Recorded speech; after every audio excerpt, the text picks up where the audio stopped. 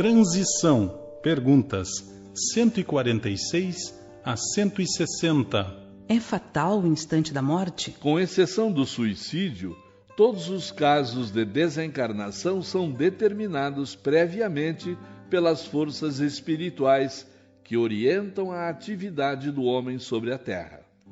Esclarecendo-vos quanto a essa exceção, devemos considerar que, se o homem é escravo das condições externas da sua vida no orbe, é livre no mundo íntimo, razão porque, trazendo no seu mapa de provas a tentação de desertar da vida expiatória e retificadora, contrai um débito penoso àquele que se arruína, desmantelando as próprias energias. A educação e a iluminação do íntimo constitui o amor ao santuário de Deus em nossa alma. Quem as realiza em si, na profundeza da liberdade interior, pode modificar o determinismo das condições materiais de sua existência, alcançando-a para a luz e para o bem. Os que eliminam, contudo, as suas energias próprias, atentam contra a luz divina que palpita em si mesmos. Daí o complexo de suas dívidas dolorosas.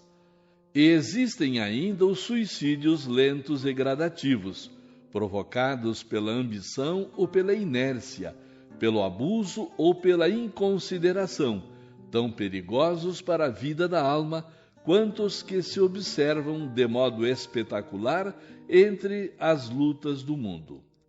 Essa a razão pela qual tantas vezes se batem os instrutores dos encarnados pela necessidade permanente de oração e de vigilância, a fim de que os seus amigos não fracassem nas tentações.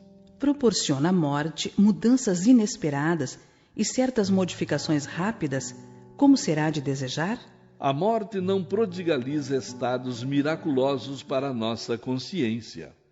Desencarnar é mudar de plano, como alguém que se transferisse de uma cidade para outra, aí no mundo, sem que o fato lhe altere as enfermidades ou as virtudes com a simples modificação dos aspectos exteriores.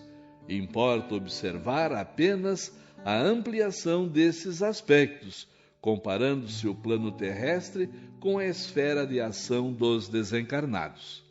Imaginai um homem que passa de sua aldeia para uma metrópole moderna. Como se haverá, na hipótese de não se encontrar devidamente preparado em face dos imperativos da sua nova vida? A comparação é pobre, mas serve para esclarecer que a morte não é um salto dentro da natureza. A alma prosseguirá na sua carreira evolutiva sem milagres prodigiosos. Os dois planos, visível e invisível, se interpenetram no mundo, e se a criatura humana é incapaz de perceber o plano da vida imaterial, é que seu sensório está habilitado somente a certas percepções, sem que lhe seja possível, por enquanto, ultrapassar a janela estreita dos 5 sentidos. Que espera o homem desencarnado diretamente nos seus primeiros tempos da vida de além-túmulo? A alma desencarnada procura naturalmente as atividades que lhe eram prediletas nos círculos da vida material, obedecendo aos laços afins, tal qual se verifica nas sociedades do vosso mundo. As vossas cidades não se encontram repletas de associações, de grêmios, de classes inteiras que se reúnem e se sindicalizam para determinados fins, conjugando idênticos interesses de vários indivíduos? Aí não se abraçam os agiotas, os políticos, os comerciantes, os sacerdotes, objetivando cada grupo a defesa de seus interesses próprios? O homem desencarnado procura ansiosamente no espaço as aglomerações afins com o seu pensamento, de modo a continuar o mesmo gênero de vida abandonado na terra. Mas, tratando-se de criaturas apaixonadas e viciosas, A sua mente reencontrará as obsessões de materialidade, quais as do dinheiro, do álcool, etc. Obsessões que se tornam o seu martírio moral de cada hora nas esferas mais próximas da Terra. Daí a necessidade de encararmos todas as nossas atividades no mundo como a tarefa de preparação para a vida espiritual, sendo indispensável à nossa felicidade, além do sepulcro, que tenhamos um coração sempre puro. Logo após a morte, o homem que se despreende do invólucro material pode sentir a companhia dos entes amados que o precederam no além-túmulo? Se a sua existência terrestre foi o apostolado do trabalho e do amor a Deus, a transição do plano terrestre para a esfera espiritual será sempre suave. Nessas condições, poderá encontrar imediatamente aqueles que foram objeto de sua afeição no mundo, na hipótese de se encontrarem no mesmo nível de evolução. Uma felicidade doce e uma alegria perene estabelecem-se nesses corações amigos e afetuosos, depois das amarguras da separação e da prolongada ausência. Entretanto, aqueles que se desprendem da terra, saturados de obsessões pelas posses efêmeras do mundo e tocados pela sombra das revoltas incompreensíveis, não encontram tão depressa os entes queridos que os antecederam na sepultura. Suas percepções restritas à atmosfera escura dos seus pensamentos e seus valores negativos impossibilitam-lhes as doces venturas do reencontro. É por isso que observais tantas vezes espíritos sofredores e perturbados fornecendo a impressão de criaturas desamparadas e esquecidas pela esfera da bondade superior, mas que, de fato, são desamparados por si mesmos, pela sua perseverança no mal, na intenção criminosa e na desobediência aos sagrados desígnios de Deus. É possível que os espiritistas venham a sofrer perturbações depois da morte? A morte não apresenta perturbações à consciência reta e ao coração amante da verdade e do amor dos que viveram na terra, tão somente para o cultivo da prática do bem nas suas variadas formas e dentro das mais diversas crenças. Que o espiritista cristão não considere o seu título de aprendiz de Jesus como um simples rótulo, ponderando a exortação evangélica: muito se pedirá de quem muito recebeu, preparando-se nos conhecimentos e nas obras do bem, dentro das experiências do mundo para a sua vida futura, quando a noite do túmulo houver descerrado aos seus olhos espirituais a visão da verdade, em marcha para as realizações da vida imortal.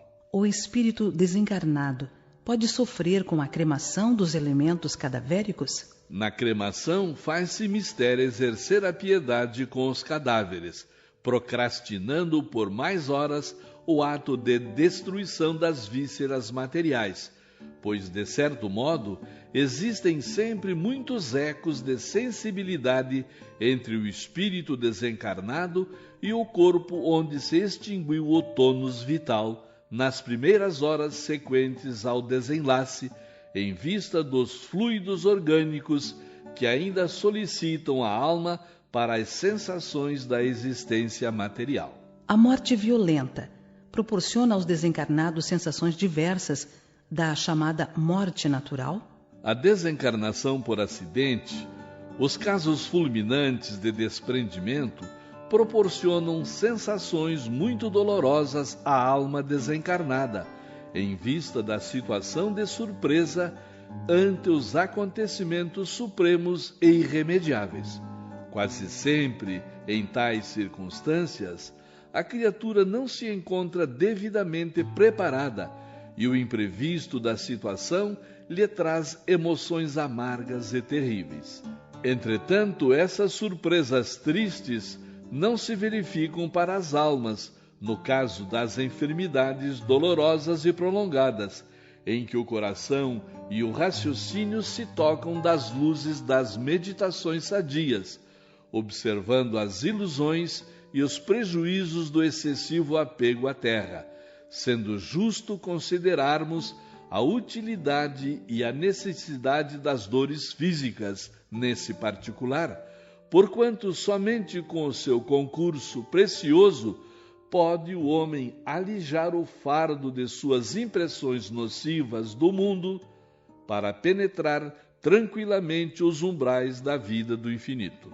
Se a hora da morte não houver chegado, poderá o homem perecer sob os perigos que o ameacem? Nos aspectos externos da vida, e desde que o espírito encarnado proceda de conformidade com os ditames da consciência retilínea e do coração bem intencionado, sem a imponderação dos precipitados e sem o egoísmo dos ambiciosos, toda e qualquer defesa do homem reside em Deus. Quais as primeiras impressões dos que desencarnam por suicídio? A primeira decepção que os aguarda é a realidade da vida, que se não extingue com as transições da morte do corpo físico.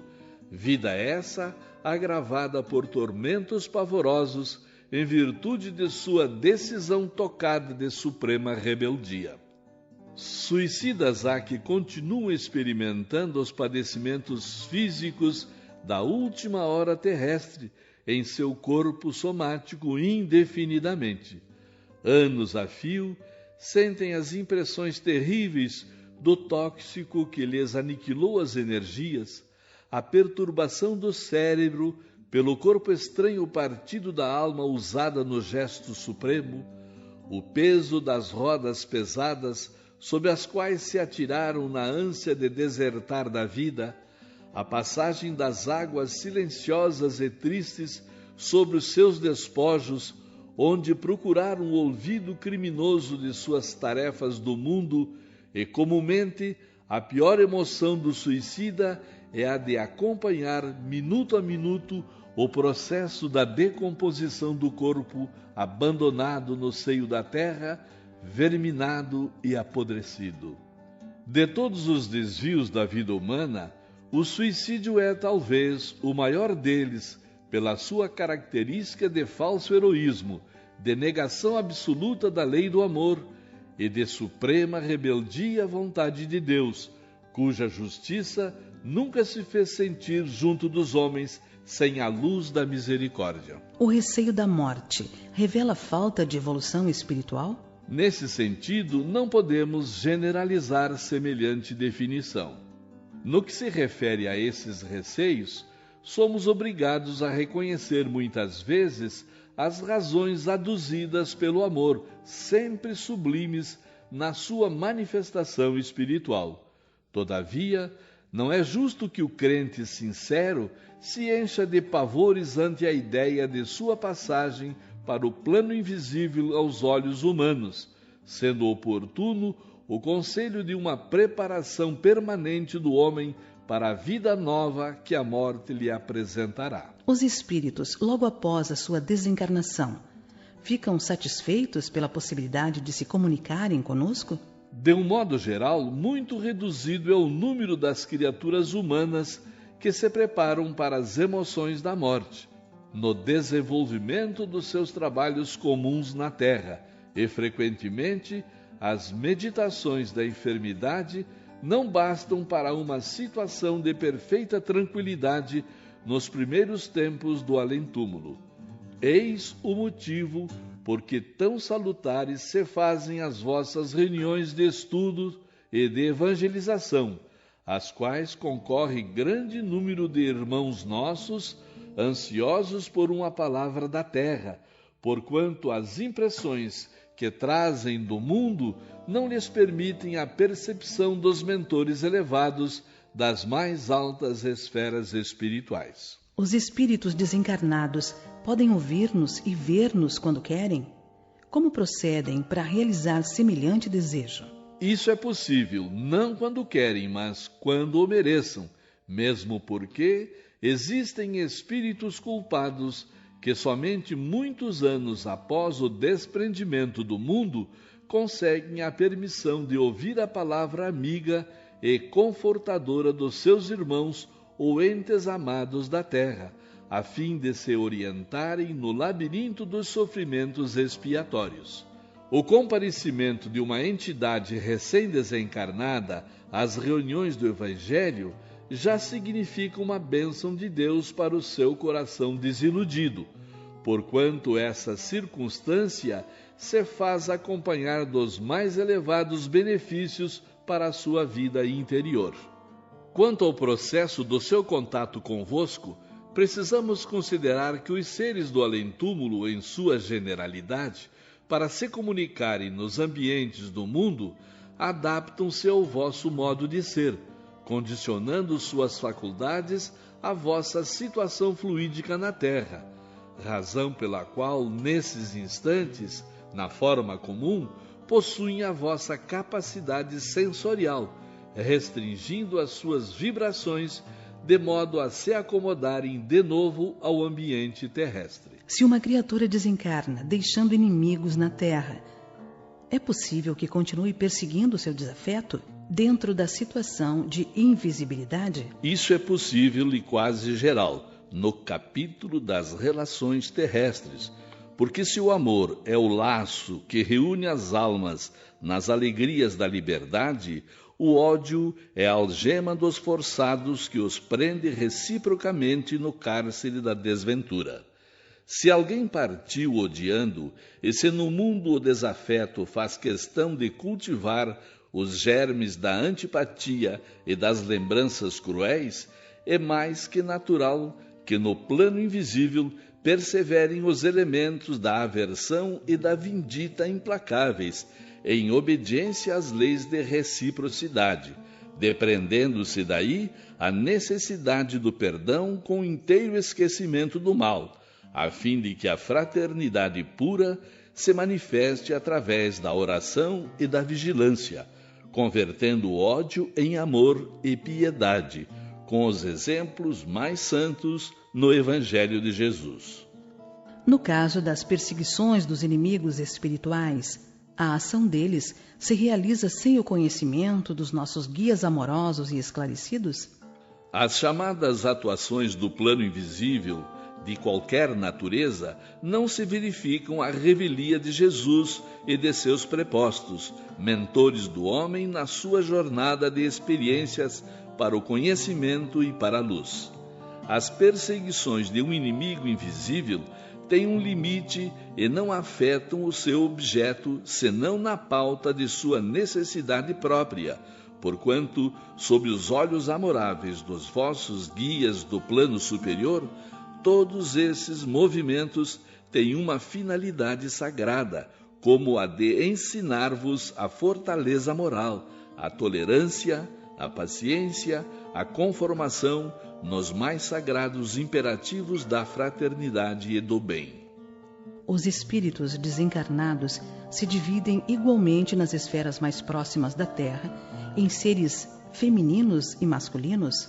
Nas esferas mais próximas do planeta, as almas desencarnadas conservam as características que lhes eram mais agradáveis nas atividades da existência material, considerando-se que algumas que perambulam no mundo com uma veste orgânica imposta pelas circunstâncias da tarefa a realizar junto a criaturas terrenas, retomam as suas condições anteriores à reencarnação, então enriquecidas, se bem souberam cumprir os seus deveres no plano das dores e das dificuldades materiais. Dilatando, porém, a questão, devemos ponderar que os espíritos, com esses ou aqueles traços característicos, estão em marcha para Deus, purificando todos os sentimentos e embelezando as próprias faculdades, a fim de refletirem a luz divina, transformando-se então nessas ou naquelas condições em perfeitos executores do Sentimento, arte. Perguntas 161 A 172. Que é a arte? A arte pura é a mais elevada contemplação espiritual por parte das criaturas. Ela significa a mais profunda exteriorização do ideal, a divina manifestação desse mais além que polariza as esperanças da alma. O artista verdadeiro é sempre o médium das belezas eternas, e o seu trabalho em todos os tempos foi tanger as cordas mais vibráteis do sentimento humano, alçando-o da terra para o infinito e abrindo em todos os caminhos a ânsia dos corações para Deus, nas suas manifestações supremas de beleza, de sabedoria, de paz e de amor. Todo artista pode ser também um missionário de Deus? Os artistas, como os chamados sábios do mundo, podem enveredar igualmente pelas cristalizações do convencionalismo terrestre, quando nos seus corações não palpite a chama dos ideais divinos, mas na maioria das vezes têm sido grandes missionários das ideias, sob a égide do Senhor em todos os departamentos da atividade que lhes é própria, como a literatura, a música, a pintura, a plástica. Sempre que a sua arte se desvencilha dos interesses do mundo transitórios e perecíveis, para considerar tão somente a luz espiritual que vem do coração uníssono com o cérebro nas realizações da vida, então o artista é um dos mais devotados missionários de Deus, porquanto saberá penetrar os corações na paz da meditação e do silêncio, alcançando o mais alto sentido da evolução de si mesmo e de seus irmãos em humanidade. Pode alguém fazer-se artista tão só pela educação especializada em uma existência? A perfeição técnica individual de um artista, bem como as suas mais notáveis características, não constitui a resultante das atividades de uma vida, mas de experiências seculares na terra e na esfera espiritual, porquanto o gênio, em qualquer sentido, nas manifestações artísticas mais diversas, é a síntese profunda de vidas numerosas, em que a perseverança e o esforço se casaram para as mais brilhantes florações da espontaneidade. Como devemos compreender o gênio? O gênio constitui a súmula dos mais longos esforços em múltiplas existências de abnegação e de trabalho na conquista dos valores espirituais. Entendendo a vida pelo seu prisma real, muita vez desatende ao círculo estreito da vida terrestre, no que se refere às suas fórmulas convencionais e aos seus preconceitos, tornando-se um estranho ao seu próprio meio, por suas qualidades superiores e inconfundíveis. Esse é o motivo por que a ciência terrestre, encarcerada nos cânones do convencionalismo, presume observar no gênio uma psicose condenável, tratando-o quase sempre como a célula enferma do organismo social, para glorificá-lo muitas vezes depois da morte, tão logo possa apreender a grandeza da sua visão espiritual na paisagem do futuro. Como poderíamos entender o psiquismo dos artistas, tão diferente do que caracteriza o homem comum? O artista, de um modo geral, vive quase sempre mais na esfera espiritual que propriamente no plano terrestre. Seu psiquismo é sempre a resultante do seu mundo íntimo, cheio de recordações infinitas das experiências passadas ou das visões sublimes que conseguiu aprender nos círculos da vida espiritual antes da sua reencarnação no mundo. Seus sentimentos e percepções transcendem aos do homem comum, pela sua riqueza de experiências no pretérito, situação essa que, por vezes, dá motivo à falsa apreciação da ciência humana, que lhe classifica os transportes como neurose ou anormalidades nos seus erros de interpretação. É que, em vista da sua posição psíquica especial, o artista nunca cede às exigências do convencionalismo do planeta, mantendo-se acima dos preconceitos contemporâneos, salientando-se que, muita vez, na demasia da inconsideração pela disciplina, apesar de suas qualidades superiores, pode entregar-se aos excessos nocivos à liberdade, quanto mal dirigida ou falsamente aproveitada. Eis porque, em todas as situações, o ideal divino da fé será sempre o antídoto dos venenos morais, desobstruindo o caminho da alma para as conquistas elevadas da perfeição. No caso dos artistas que triunfaram sem qualquer amparo do mundo e se fizeram notáveis tão só pelos valores da sua vocação, traduzem suas obras alguma recordação da vida no infinito? As grandes obras-primas da arte, na maioria das vezes, significam a concretização dessas lembranças profundas. Todavia, nem sempre constitui um traço das belezas entrevistas no além pela mentalidade que as concebeu, e sim recordações de existências anteriores, entre as lutas e as lágrimas da terra. Certos pintores notáveis que se fizeram admirados por obras levadas a efeito sem os modelos humanos, trouxeram à luz nada mais, nada menos que suas próprias recordações perdidas no tempo, na sombra apagada da paisagem de vidas que se foram. Relativamente aos escritores, aos amigos da ficção literária, nem sempre as suas concepções obedecem à fantasia, porquanto são filhas de lembranças inatas, com as quais recompõem o drama vivido pela sua própria individualidade nos séculos mortos. O mundo impressivo dos artistas tem permanentes relações com o passado espiritual, de onde extraem eles o material necessário à construção espiritual de suas obras. Os grandes músicos, quando compõem peças imortais, podem ser também influenciados por lembranças de uma existência anterior?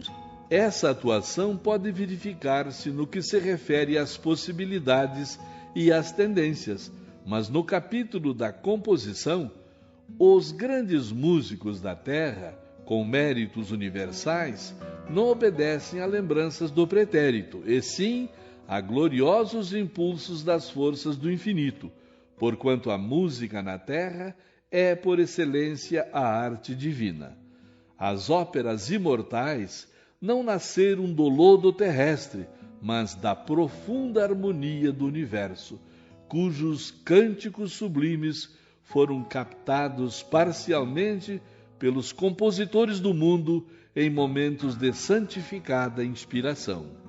Apenas desse modo podereis compreender a sagrada influência que a música nobre opera nas almas, arrebatando-as em quaisquer ocasiões às ideias indecisas da terra, para as vibrações do íntimo com o infinito. Os espíritos desencarnados cuidam igualmente dos valores artísticos no plano invisível para os homens? Temos de convir que todas as expressões de arte na terra representam traços de espiritualidade, muitas vezes estranhos à vida do planeta. Através dessa realidade, podereis reconhecer que a arte, em qualquer de suas formas puras, constitui objeto da atenção carinhosa dos invisíveis, com possibilidades outras que o artista do mundo está muito longe de imaginar. No além, é com o seu concurso que se reformam os sentimentos mais impiedosos, predispondo as entidades infelizes às experiências expiatórias e purificadoras.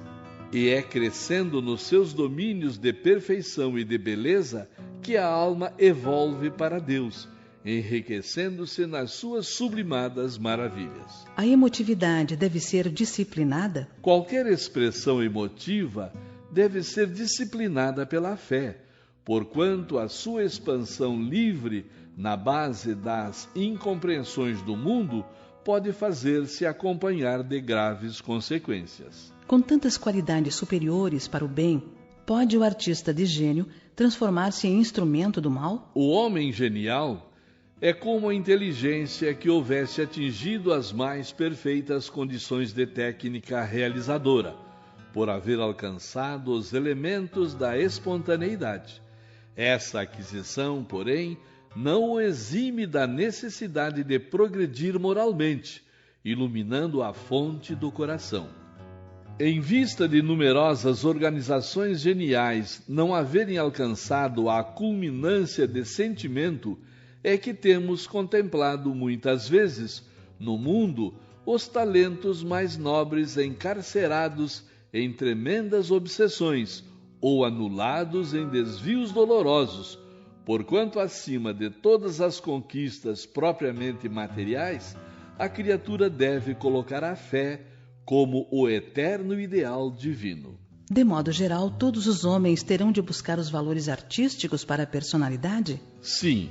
Através de suas vidas numerosas, a alma humana buscará a aquisição desses patrimônios, porquanto é justo que as criaturas terrenas possam levar de sua escola de provações e de burilamento, que é o planeta, todas as experiências e valores suscetíveis de serem encontrados nas lutas da esfera material. Existe de fato uma arte antiga e uma arte moderna? A arte evolve com os homens e, representando a contemplação espiritual de quantos a exteriorizam, será sempre a manifestação da beleza eterna, condicionada ao tempo e ao meio de seus expositores.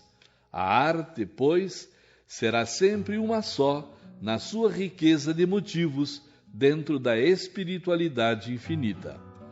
Ponderemos, contudo, que se existe hoje grande número de talentos com a preocupação excessiva de originalidade, dando curso às expressões mais extravagantes de primitivismo, esses são os cortejadores irrequietos da glória mundana, que, mais distanciados da arte legítima, nada mais conseguem que refletir a perturbação dos tempos que passam, apoiando o domínio transitório da futilidade e da força.